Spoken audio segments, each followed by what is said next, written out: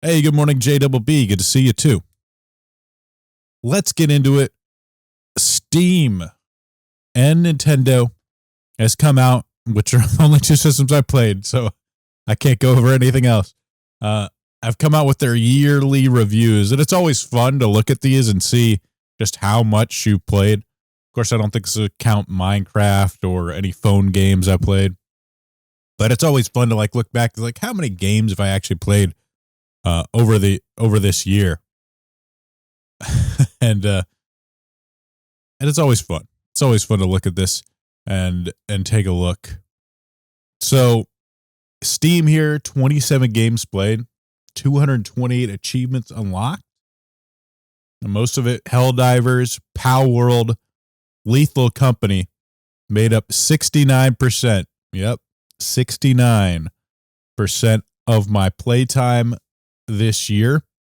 And each one of these games collectively cost, brand new retail, not on Steam sale, $80. $80. So gaming in 2024 is as cheap as ever. It's kind of interesting to look at some of these stats. I locked 228 achievements. The Steam Medium's 13. 27 games. The Steam Medium's 4. Are people even playing games? Your longest streak was 25 days. Steam Medium 6. This was an interesting stat, and this is a stat that people have been talking about a lot, sort of in the chatter online. So new releases, 66% of my playtime was on new releases, games that were released 2024. And if you look to the right here, this stat is what people were talking about. 15%, that is the percentage of playtime spent by all Steam users in new releases, games released in 2024. So people saw this, they're like, oh my gosh, video games are cooked. Nobody's playing in new releases anymore. No wonder our, the industry is firing people. Games are failing.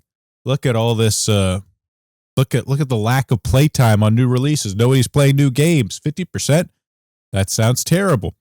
But I mean, is it really terrible? I mean, we could go on to what we lost. Games are, which I mean is true.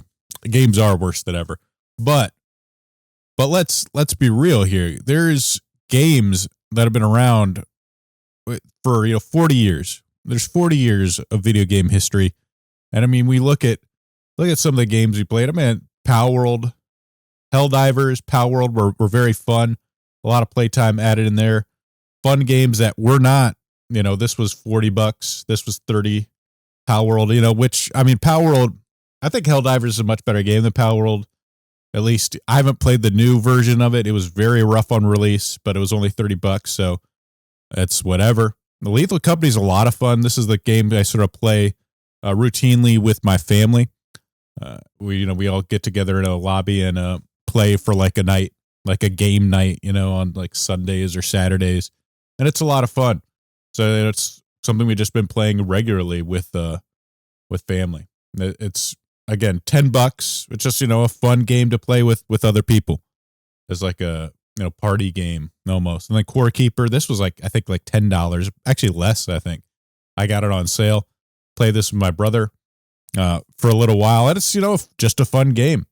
It's just a fun sort of indie, kind of similar to Valheim in the sense that you have to build up a base, you explore a new biome, things get harder. You get the material from that area, then you build up, the weapons there, move to another harder biome and explore that. And, there's new challenges there, there's some bosses. It's it's that gameplay loop where you fight a new biome, you explore it, it's dangerous, you get the stuff from it, build your stuff up. Now it's not that dangerous. You move on to the next biome, boom, rinse and repeat. Fighting some bosses on the way, discovering new powerful stuff.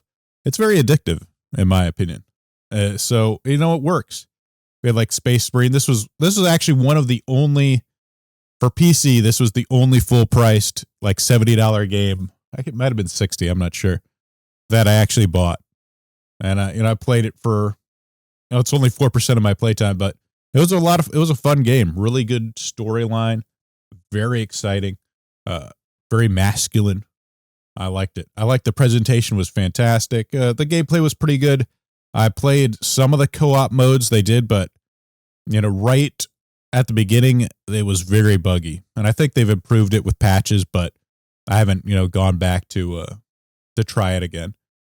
But yeah, it was, well, again, a lot of fun. I don't feel ripped off by buying this. I thought it was very good. So I didn't feel bad. It wasn't a purchase that I regretted. But I mean, you look at these games right here, like Zero Ranger is about, I don't know if I wrote it down. Let's see. So like this Taiyo Makusai festival is a 5 years old, sorry.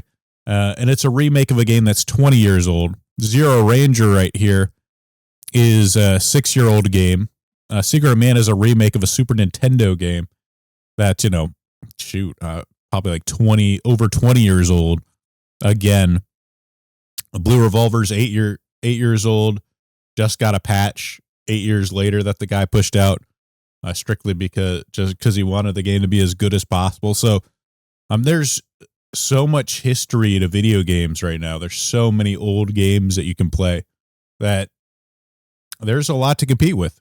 And I mean, there's just a lot to enjoy. Like there's so many, I will never play all the good games that there is to play, which is kind of a sad thought, but I mean, you just don't have enough time. There's so many good games out there. So it's easy to kind of look at it and say like, oh, games aren't as good anymore.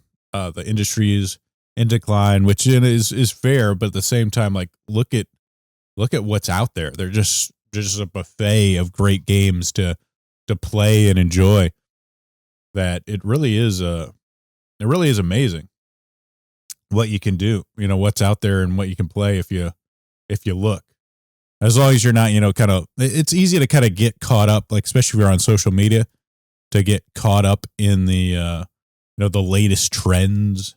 What's the latest talk? And I do that too, because, that's my, that's kind of like, what I do for the podcast, talk about latest news. I mean, it's just, it's fun. It's fun to do that. But also like, I mean, look at all these old games.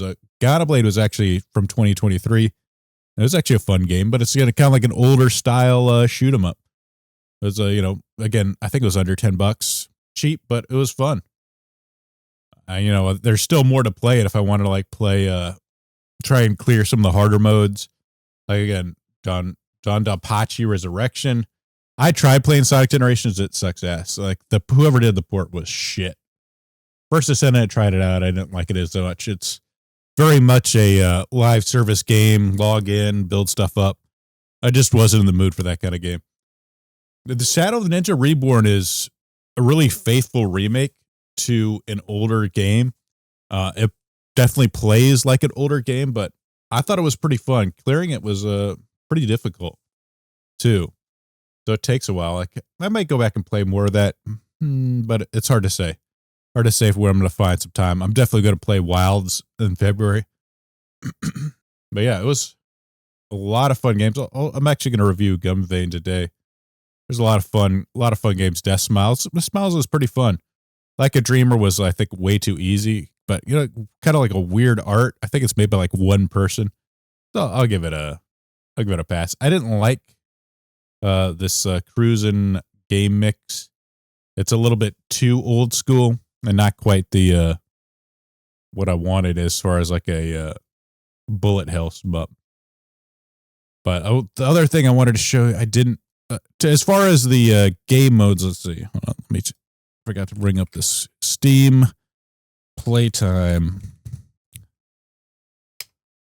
Let's see. Steam DB, most played games on Steam, because this is what's really happening. I mean, with the game time debate here. Let me bring this up. So this is the reason why only 15% of new users are playing on, only 15% is new games.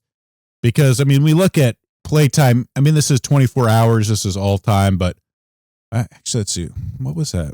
Let's see. This is the one I wanted. When you look at total hours played here, I mean, this is what's sucking up all the playtime right here. Counter-Strike 2, current players. I mean, this is the last 30 days, but it has over 1.5 million players right now. Hours played are 661 million hours. PUBG, huge amount of play hours. Dota 2, again, huge amount of play hours. Path to Exile is kind of like, they got Nakara Blade Point.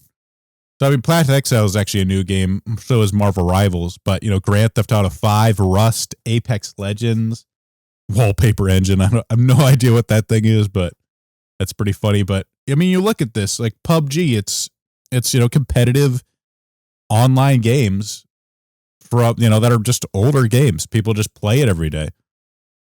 And that's what a lot of the playtime is. It's not, you know, it's not some conspiracy or, you know, games are worse than ever. It's just people playing these older games. And, you know, people that are playing Counter-Strike and PUBG, Dota 2, they'll still play other games. It's just, it needs to be pretty good in order to sort of drag them away from what they're playing lately. And that is the real reason that those numbers are so low for new games.